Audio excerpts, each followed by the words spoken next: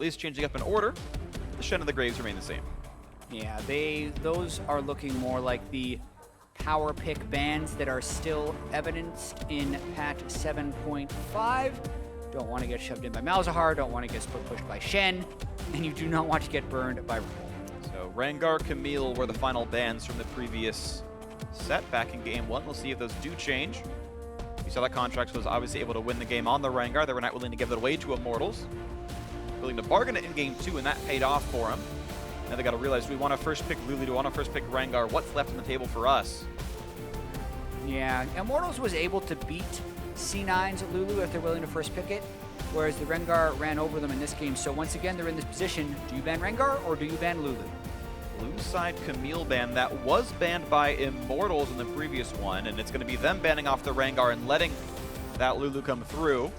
Now, interestingly enough, of course, it was the same 6 bans, but 2 of them swap sides, or 1 of them swap sides. Yeah, so pretty interesting that that ended up happening that way, but the series obviously evolves, and that would speak to C9 wanting to play a slightly different type of team composition. Wow, really respecting the Dardoch Gragas, and actually a first pick Gragas comes through as the most important champion in C9's mind. Again, you've got champions like Lulu and Caitlyn and things like this left on the table, and they don't care. Gragas, more important. Yeah, I mean, at this point you're thinking, if you're C9, oh, there's not much of a difference between Olleh's Karma and Olleh's Lulu. Sure. You would think, but that is definitely a surprise, as now they get that combo of Lulu, Caitlyn. 3 straight Caitlyn games for Cody Sun in this series. He has been, I would say, maybe their most consistent member. He and Olleh might be pound for pound, game over game, maybe their best players as far as results are concerned. They've been performing admirably. No Karma this time around. Maybe it changes how the lane matchup works a little bit, but of course, going to be Karma against them. Lulu Kate can absolutely take over games. Yeah, trading some picks back and forth, obviously. Karma going. Jhin comes through. We were just talking about how Jhin still exists and still quite strong. His sum of nerfs essentially was a quarter-second taken off of the slow on his ultimate, and the probably more important one is the nerf to Deathfire Touch, which is by far his best mastery. Still a good champion though, and gonna not directly match up against Caitlyn. They're kind of different types of characters now. Jhin, the long-range kind of spell-casting AD. Yep. Whereas Caitlyn, very much the long-term auto-attack. Absolutely, and of course, Cody Sun has been good at acquiring farm, and Caitlyn very much scales off of gold and getting extra critical strike chance, so we can keep farming well, and generally speaking, Jhin not exactly lane dominant. This could spell good things for the Immortals duo. We'll see, though. Cloud9 have yet to pick their carries, top lane and mid lane, and we'll have to see what it is. Of course, the Gragas is still a bit of a flex pick as the bans come through. Kha'Zix says maybe they think it is going to be Gragas top, and they're still trying to remove junglers from Contractz pool. Yeah, mostly utility and supports being picked for both teams, and a pretty good amount of utility and support from both of them, which gives them a ton of freedom in what type of mid laners they want to play.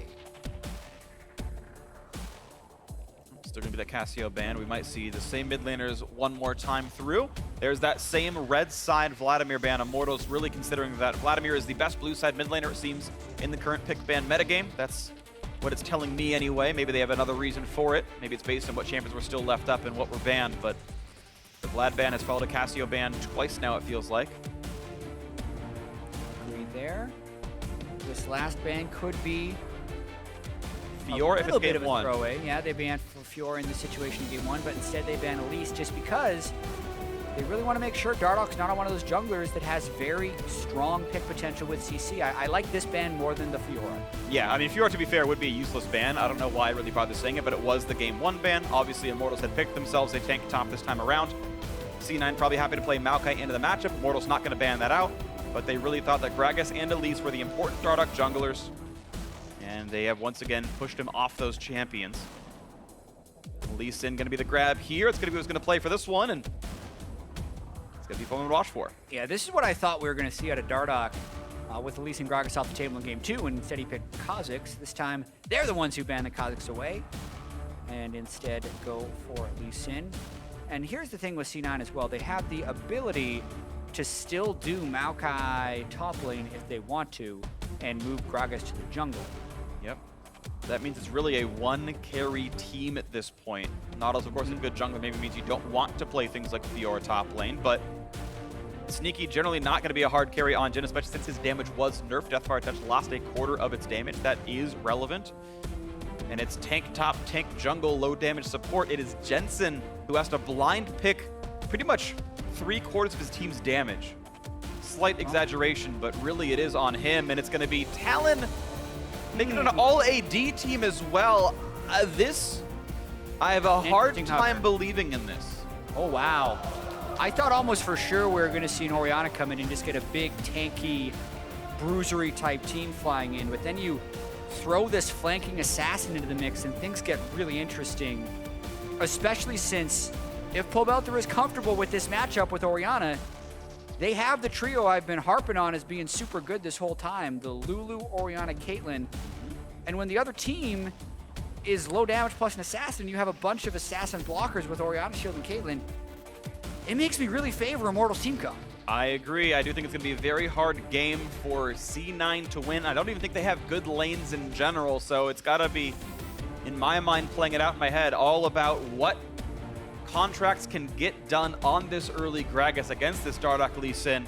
They've traded jungles so far in this series, but I don't know. This is a strange one for me.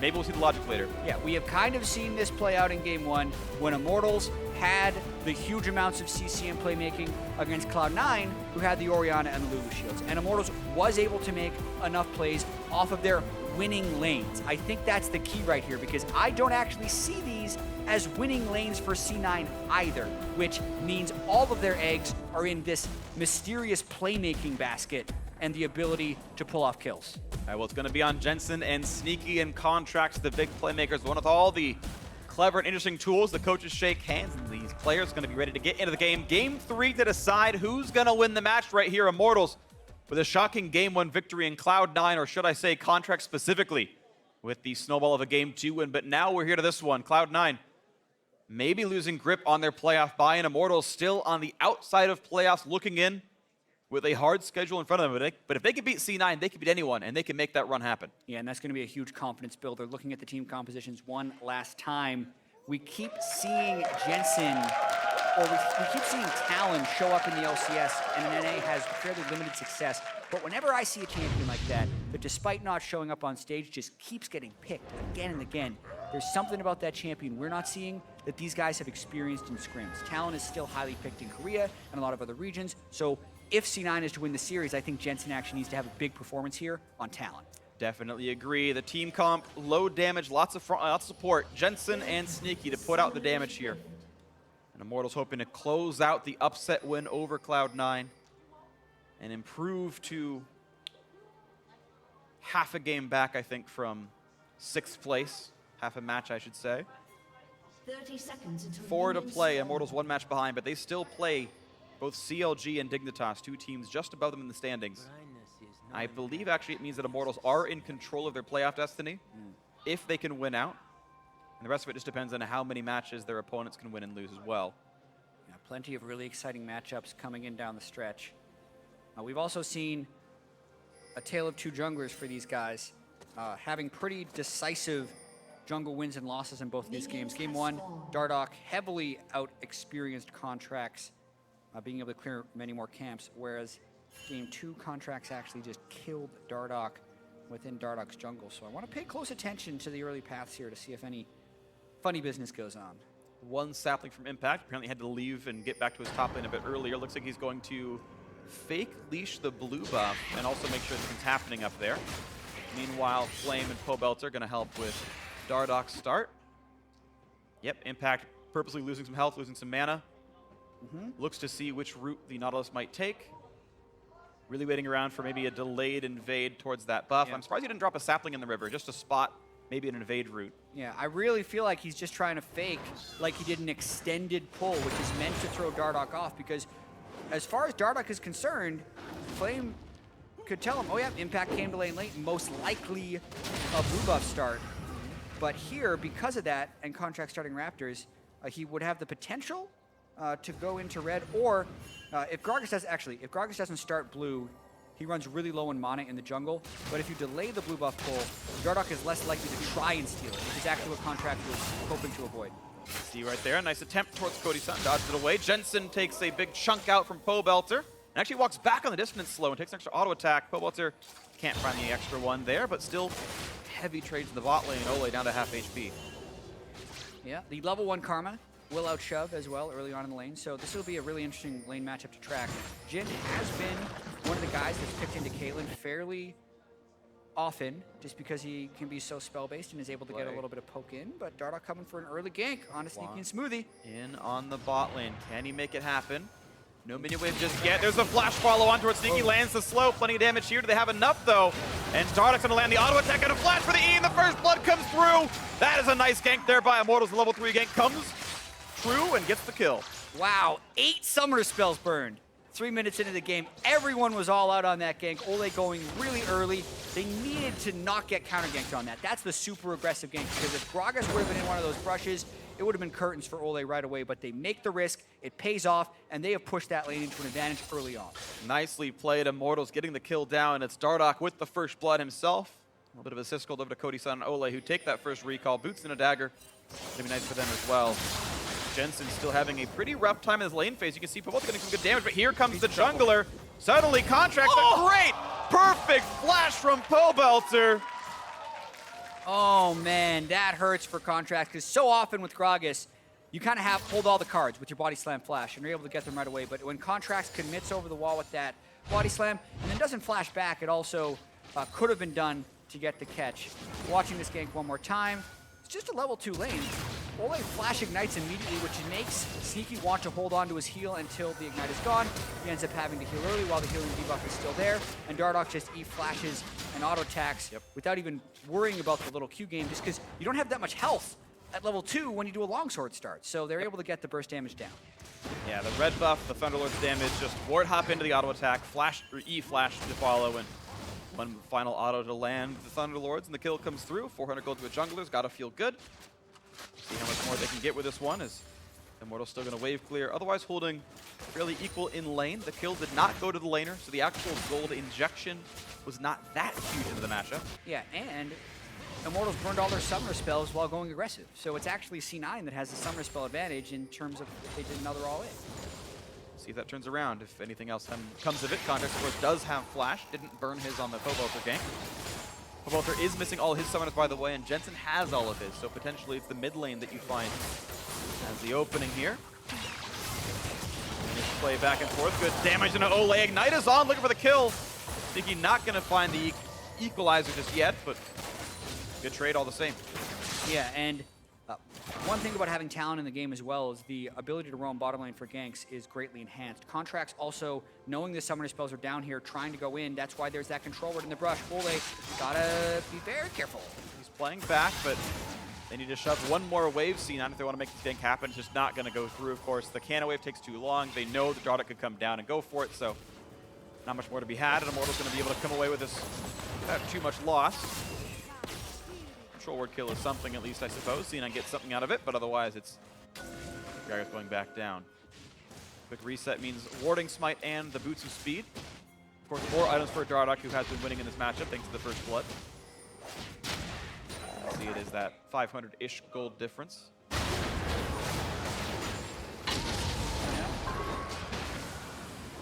Forum Flame is winning the top lane matchup by 8 to 10 minions. You expect it being the Nautilus. Maybe a bit less than that with the side of the minion wave. Contractz, ooh! My goodness.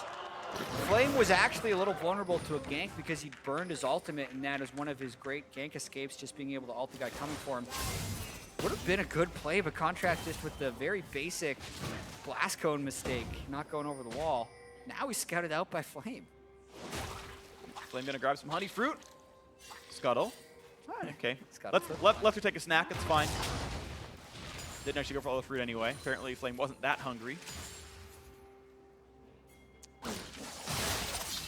Did you know breakfast is not the most important meal of the day? You said this the other day, and I didn't ask you to elaborate. You actually phrased it as saying breakfast is the worst meal of the day? So that was misspeak. It's the most dangerous meal of the day. If you eat wrong, it's actually bad for you. We'll talk about that in a bit. It's impact. It's one away from Dardoch. Goes for the kick into the river. Looks for Pobelter. Can they get the shockwave? That's the question. Not yet up from cooldown. Q's gonna land. There's the ulti. Nice one picked up there. Perfect by Pobelter. And here comes the chase through, still missing most summoners. Here comes the jump in, lots of CC to land towards Dardoch, running down to the Ignite, and they should get the kill. But the trade on Jensen gonna come through, the auto attack comes through for Pobelter. And they're gonna look for a little bit more. 2-1 so far, the kill credit. There's the explosive cast, can buy a bit of space, and Contractz gets away with it, but still it's Immortals coming away with the lead now, 3-1 in kills. Yeah, the support roams are always so critical in these early game fights off recalls. It's really a mark of a good team when the support comes in. But even with that, Immortals is able to get this kill because they started the fight so much earlier.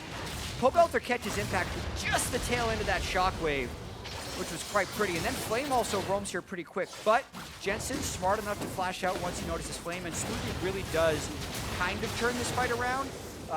Jensen, though, just takes a chunk of damage from Pobelter, showing you even the early strength of the Orianna. Ultimate there from Contractz to save his life, but it is a lost fight overall for C9. It is, and now a fight towards the bottom river. Smoothie gonna land a slow into Olleh, but not get much more out of it. Shoving in the bottom lane, roughly equal in CS. Generally speaking, a lead for Cody Sun as there's more waves to kill. So the 2-on-2 has gone equal, and it seems like the Karma's really kept this lane afloat. C9 doing much better in a lane. They were generally losing the 2-on-2 in.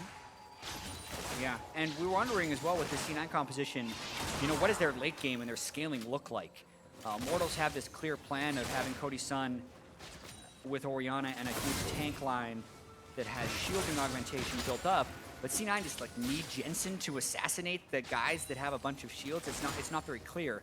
So when you are down 1,500 gold in 9 minutes, things get a little bit worrying for C9. Jensen looking for a roam here, gets a quick deep ward. The blue buff hand up for Pobelter should be pretty easy. Oh, it got killed by red buff. Unlucky. It's been a while since we've seen these messed up. It's incredibly rare now. But Pobelter not saving his spell burst and really just trying to take with auto attacks, that actually hurts. The blue buff spike for Orianna is massive, especially when you're going with that Q-max, because you just have really constant harass in the lane. Pobelter doesn't get that anymore. Yeah, just relying on the Lost Chapel region makes it a bit more difficult for him. And unlucky here. Shotgun gonna find Jensen. The root's gonna come back through. Here comes the engage, and Dardoch doesn't want to be part of this. Oh my gosh, just kidding. Takes one down, blocks the shot. Dardoch is amazing. Double kill comes through, and Smoothie gonna trade his life for that kill. That was actually immaculate. 3-1 lead over to Immortals. Beautiful. Things all go wrong for C9 and looked like, in what looked like a good start. I mean, Sneaky had even roamed over to start with the curtain call. And here comes a dive, maybe. No minion wave, looks like Sneaky's gonna get to recall. Dardoch was super clean in that, but I do have to shout out Pobelter as well, surviving a super long time and still getting out a large amount of damage. Kind of makes the blue buff handoff not matter in the sense that he died anyway while still getting the kills, and then the Infernal Drake is just the icing on the cake.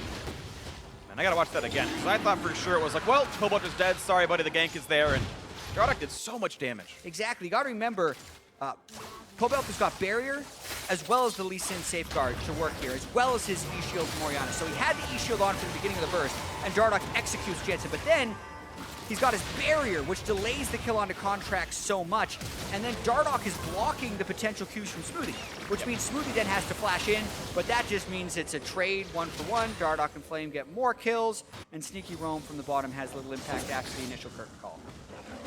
Jeez, what a very interesting fight, but it's 6-2 in kills, and Immortals, well, didn't know if you needed to believe the hype. They came so close to beating TSM, and he said, well, maybe that was a good week for them or a bad showing by TSM. Then the game 1 against Cloud9 looked as convincing, and now this game 3 looks as good as well, and Immortals maybe really have finally made the improvements they needed to so desperately late into the split. Yeah, and it's a super important inflection point for Immortals as well, because there's been a number of series I can remember over the last few weeks where Immortals wins the first game, looks great, loses a close second game, then tilts off the face of the earth and loses game 3. But this game, they look to be informed. And they're going to look for one more spell on a Jensen to kill him off. Smoothie's here for the shield, keeps him alive. That is still a lot burned out from Jensen, but here comes Lee Sin. Goes in on Contractz. Look at the damage output he's got. Forced back towards the team. Wild growth for a bit more chase, and Olleh's here part of the fight as well. 2 kills picked up. It's going to be Sneaky and Contractz both hitting the mat right there, and yeah, no chance for Impact to make the TP happen. And again, another 2-for-0. More cleanliness of Immortals. Push ahead to 3,000 gold. And Contractz is really far behind. The Runic echoes Gragas, where you're used to seeing this big beefy tank with the top lane tank Gragas, is paper. I mean, I actually thought Dardoch was going in there hoping to kick the tank Gragas over and get an execute. Nah, he's just killing Gragas because he can kill him in a spell rotation. You see the damage up there, even left the kill to Pobelter. A true team player there, Dardoch is. Doesn't need all the kills. He's happy to get 3 assists. Can't quite knock down the turret. They tried to maximize the auto attacks. They really did as best they could, but not just yet for the turret kill. So first turret yet to fall. Should still go to Immortals, though. Yeah, watching this one more time, it's pretty much just Pobelter getting the majority of Jensen's health down before the fight begins. Jensen sitting at about 180 health. Shields do come in from Smoothie to save, but Dardoch is undeterred. Lands the Q onto Contractz, gets the assistance of Pobelter's dissonance for damage onto Contractz. Pobelter finishes the kill on the backside of the fight, and then Dardoch gets the kick over Sneaky to finish that kill. So just everything working out really well for Immortals. Especially just knowing that he had the backup, that he could let go of the Gragas kill and look for more on the backside. That was actually pretty nice. Of course, the explosive cask helped. Smite comes through, and I didn't see you actually got that, but either way, the Gromp is dead, and Smite was used by, I assume, Dardoch here. He's getting his next one back up. They fight for the wards, and Dardoch kills one back, and Vision's still an important objective down on the bot side. This game's still 3.3 thousand apart. And again, I don't think CNN have the scaling tool, so a lot leans me towards an Immortals win in this match.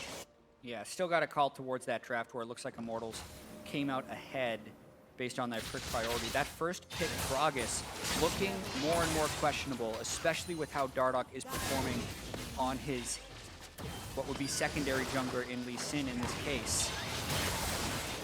Fair bit of damage there towards Cody Sun. The bot lane is still splitting for the most part. The assists and deaths have largely been from the gank pressure and the roams with the rest of the map. Jensen forced away by Dardoch. We've seen Lee Sin dive Talon before. This time around, it's Dardoch actually doing a better job with it. Yeah. Gonna be mid-turret Going solo for gold. Jensen, gonna burn something. Pobelter gets the kill on the turret. Jensen removes the stealth. Actually lands that! That barely landed, but the kill comes through all the same. Jensen with flash up. I feel like he Thought was he dodged sticking it. around for CS. Could have just ran right behind his turret. Then Flame can't actually get the dredge line onto him, or he can flash, but gives another kill over Immortals, and they keep the pressure on. 5,000 gold at 15 minutes. Looking for even more here, under the 15-minute mark, looking for mid lane tier 2. He's gonna land the Q. Look at the damage up on him, Sneaky. And he gets away with the root as well, so no harm at all towards Dardoch. Mid lane tier 2 gonna fall, and this game is cracked completely open. Immortals looking to close this one out in quick order. Right, and then you also look at, like, what is C9's fallback pattern right here? Who's gonna carry this? Jensen is behind. They pick the Talon with the Orianna still up in a difficult situation, obviously on blue side, where they have to blind pick their mid laner. But Orianna's a great blind pick mid laner, and Jensen's a great Orianna. They've still gone with this Talon pick, so that's, I guess, the second thing we were questioning with their draft. The first pick, Gragas, being one. The second being the Talon as their primary carry who needed to pack a bunch of damage. Attempt, Cody Now Sun. he comes back. Cody's gonna have a tough time staying alive. The Shark is here, looking for a bit more. The flash to run away, not gonna get into the traps. Cody Sun able to get them pushed away, and the kill comes through. Jensen getting a solo kill finally, a bit more onto the board. They need a lot more where that came from, but it's the start of something maybe for Cloud9. Yeah, did burn both summoner spells on Cody Sun, but burned both of his own to get it, and was still a second away from not securing that kill as Olleh was coming in with the shields. Mountain Drake up in 30 seconds. That's where Immortals are going to be going. It's going to be hard for C9 to stop it. Yeah, it's going to be plenty of power right here, but 5v4 on the map for a short time. Maybe something comes out of it, but of course, the fact that the respawn's going to come before that Mountain Drake does means might be okay. 1 level deficit Contractz with a ward, and it has to run away from Dardoch. Does not dodge the Q. Here comes the chase. Great body time. It's always going to work that way. Not going to get kicked back just yet, but here comes the re-engage. Olleh's in the mix, and Contractz going to die and lose his life. That's a 1-for-0. Now for a bit more. The flash away. Smoothie has to kite away from Dardoch, whose chases in for the slow, does not get the Q. Aims it pretty wide, to be honest, and here's the re-engage. It's Jensen wanting in. Can't find the kill. Here comes the tanks. Dardoch kicks back. Impact still running back for his life, and he's going to stay afloat on this one. A quick route here into the backline as Pobelter gets the kill and a Sneaky. Looking for Smoothie now. The knockup is there, and the skill shot not going to be hard to land. A double kill for the mid laner. One more comes through. It's only Jensen left alive, cutting over the walls, running away from his team. A 4-for-0 in favor of Immortals. Yeah, and if Immortals hadn't broken the game wide open before that fight, the game's definitely wide open now. 7,000 gold, a 4-for-0 fight, as C9 kind of tried to chase down that Dardoch kill, but we kind of saw the way the rest of the game is probably going to go. All the shields on Immortals and the low overall damage on C9 just making it a compounding factor with the gold deficit to just make it so they can't kill anyone. Mountain Drake, Infernal Drake, and an extra turret for Immortals on the backside of the fight. Icing on the cake. Icing on the cake, absolutely. And Olleh, even good guy right there, walks away, lets Cody Sun get solo gold here. But this is the 4-for-0, and there's really not much C9 can do. Yeah, Dardoch landing pretty much all his Qs. Contractz had great timing on his explosive cast, but it's just not enough to disengage, and they can't run away fast enough. Giant Dardoch gets pretty low here because of the Ignite, and Jensen ults early to go for the execute. So now that he's done that, he's out of damage. Impact flashes in. The Orianna flank comes in beautifully through a control ward. So Sneaky, that's the trouble with Jhin. You're so far away, sometimes you lose track of your own character. Easy double kill picked up for Pobelter. Impact was left 1v4, and it's a 4-for-0 fight for Immortals. Now all I'll have to do is just win the game at this point. 8,000 gold lead, not much you're going to do about this anymore, Cloud9. And it's kind of unfortunate this game 3 is so unceremonious. I suppose all the games this series had been big snowballs and largely based on the jungle performances. This seems like it's no exception. Dardoch at 12 of 13 KP, only 1 death. Obviously doing a lot of work this game. Still has a level lead over Contractz, but definitely not one where you're unsure of who's going to win at this point. Yeah, and you have to shout out Immortals hugely. They have been looking better, but their match score hasn't necessarily reflected that. They were very close to 2-0ing TSM last week, but then they have had issues as a team keeping it together after bad plays. They play fast, they play aggressive, they have a lot of skill on their team with Dardoch's potential, and Pobelter's now having a better split. He was looking really rough early on, but after losing game 2, to bounce back and jump out to such a big lead in game 3 is something we have not seen from Immortals this split. Yeah. And that will be huge for them as they continue trying to make it into the playoffs. I gotta just keep kind of giving shoutouts to all the players on this team, honestly. It's a bunch of, in some cases, never was and has-beens if you went for the pregame sort of predictions. And I really like what Olleh's been doing. I think mechanically he's been awesome. He used to be known as somebody who could kind of only play 3 champions. He's like, yeah, I play Morgana, Bard, and Thresh, and we're just gonna play that. In fact, his most played is still Morgana right now in North American LCS, but his Karma and Lulu, the more meta picks, have certainly looked good for him. He's done some nice mechanical things, getting like double man glitter lances by using picks for one and his body for the other, and it's just been very good from the whole team. Yeah, well, I think Olleh is a traditional support player, and the meta has shifted heavily in his favor. Now that Malzahar is an easy ban and Zyra isn't nearly the same, he's just looked so much better on the shield steals. It's been his style, I guess you read about that one. It fits him quite nicely. Nice juke and the knockback by Flame. Contractz hoping to juke a forward flash, but here comes the chase down, and well, 1 kill comes through. Of course, it's a payment for Baron Nashor. Cloud9 not gonna have a really way of stopping this one. And yeah, an easy secure right here. I think it's honestly the best C9 could have done, but of course it's still advantage of Immortals because they're the leading team and they get a pretty easy 20-minute Baron. Yeah, here's where things get really rough for Cloud9. Another shout out to this, not necessarily shout out, but another fault in this team composition here when they fall behind, as it could be a snowball composition with Talon, is just where's their wave clear going to come from? Right. When Immortals comes in and sieges these turrets up with Caitlyn traps in the range from Dancing Orianna. grenade. Yeah, it's going to be rough right here. Immortals in prime position to push down inhibitors. Absolutely. So it's Immortals to close this one out. And at this point, we just start looking forward at this point, because with how Immortals have been playing more recently, I don't see a world where they actually do toss this game away. So I just kind of need to think about what Immortals can do farther into the future. Of course, we know Dignitas were playing at the same time as them against Team Envy. Not going to spoil that result. I just know it could be a close series, as we know Envy is not a complete slouch. Dignitas can stay ahead of them for now if they do win that match. But Immortals gets to play Team Dignitas later on, and I don't know their head-to-head record coming into this, but I know Immortals can guarantee at least 1 match win. Yeah. Cody Sun never checks the brush. He actually hugs the river, which is very smart, by the way. He was never in range of getting jumped by Talon. That could have stalled the push if they were able to pick out Cody Sun, and they still might try a flank here. Flame would have to TP in, and the shields are in position to help Cody Sun, but they've got to try. look out, man, they're going to try. Can they go before Flame shows in? Sweep around to the brush. Here comes the play. They got 4 seconds till he arrives. Can they get the damage output as Immortals close one in? Into the turret. Onto the turret they go. Plenty of damage here. Jensen gets stunned up, or he will soon, but he's invisible. Damage to Cody Sun, but he just blasts down Sneaky, and this turret's helping to fight this one. 5v5, maybe a 6v5. Turret still loses some HP. Backdoor bonus not going to matter too much. Zonia's popped. No kills coming through just yet. There's the kickback on a Jensen. The death and the impact. There's going to be 1. There's going to be 2. Immortals looking to close out the match right now at 22 minutes into the base they go. Flame taking turret aggro was so perfect for Immortals in that fight. that kind of exposed C9 being trapped in a team fight. At this point in the game on a Nautilus with the shields, the turret can be a non-factor. Immortals win this fight and maybe push on to win the game. Looking for a little bit more on to the Nexus turrets. 20 seconds to the respawn, 5 feet free. It's going to be the closed out game, and a fast one at that. Maybe a questionable chance selected to C9, but it was Dardoch, comp or not, who broke this game clean apart and then shuts the door on Cloud9. 2-1 the score is going to be here. Immortals will improve and grab another match win over the #2 team in the North American LCS, but they've got to wait for minions to respawn because the cannon minion wouldn't walk into range and stop the backdoor bonus, so I've got to take it all back. It's not over. Oh, man. The match score is not 2-1. It's still 1-1. Immortals got to try again. Yeah, and this isn't the first time Immortals has crushed a team like this. Last week when they beat FlyQuest, Game 2 against them was just a massacre. Here, though, it was interesting, right? C9 is trying to collapse everything. Great, they're trapped between Curtain Call, a turret, and a whole bunch of a team. And then that ultimate was awesome. But then, because the turret went on to flame and Cody Sun is full of shields, he's like, okay, I will just hit the squishy people that I now have full access to. Jugger Caitlyn finishes the turret. C9 just doesn't have much damage with this gold deficit combined with this team composition. And despite the really precarious situation they put Immortals into, it doesn't faze them.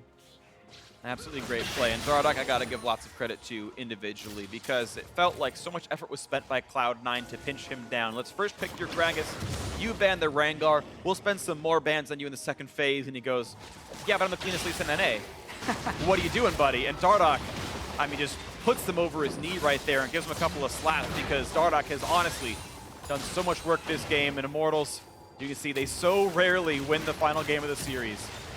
They'll improve this record to 3-5 here. Yeah, been really bad in their critical games. I mean, this actually moves their game record with this win to 50%.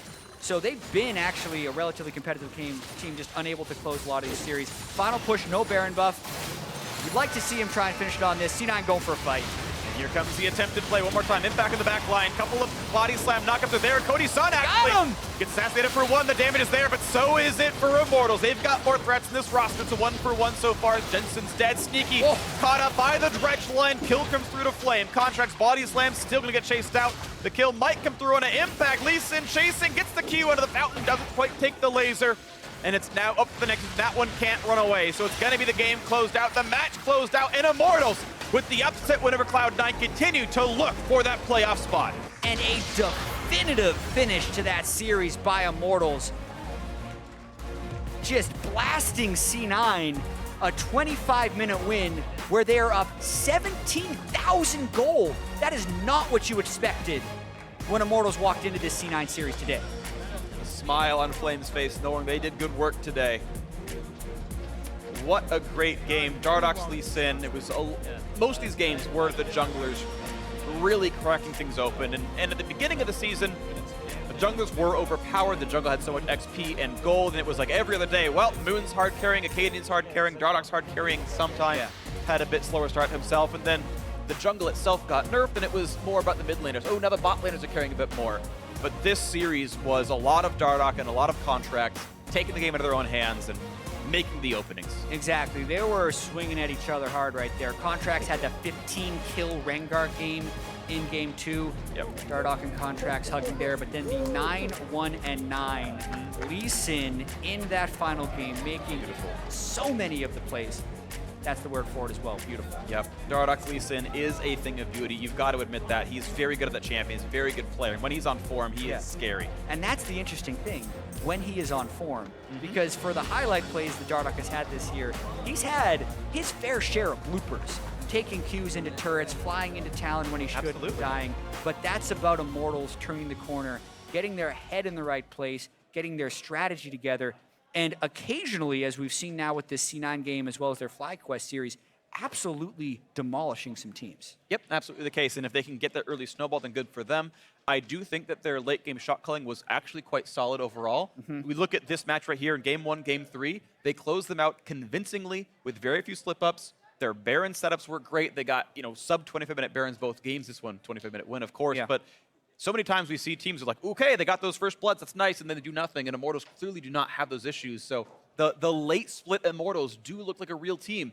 And it's weird and I'm projecting a bit much, but they might do better than the old Immortals in playoffs, which was a third-place team twice in a row. Well, Immortals can do better than that. Yeah, I mean, Immortals lost their first series in both of the playoffs they faced. Of course, they already had the playoff bye and they're playing harder teams, but that would be the hope for Immortals. They have some tests to come. Yes. This is one of the hardest weeks you can draw in the LCS. They've taken down C9 now. They play Phoenix 1 tomorrow. Yeah. So those are the big tests that they have to be able to walk through. And then you look at the next week that they have, because there's very few games left in the LCS CLG split, Dig. and they play CLG and Dig, which gets a little bit easier, but still, those are the teams they're competing for the playoffs with. Yep. So this is the way you want to be playing late in the split, and it's all about executing now. Yep, and I do believe they have control of their destiny. If I think they can keep up with Team Dignitas, I'm pretty sure that happens here, but we'll see if that can happen overall for Immortals. But for more on that win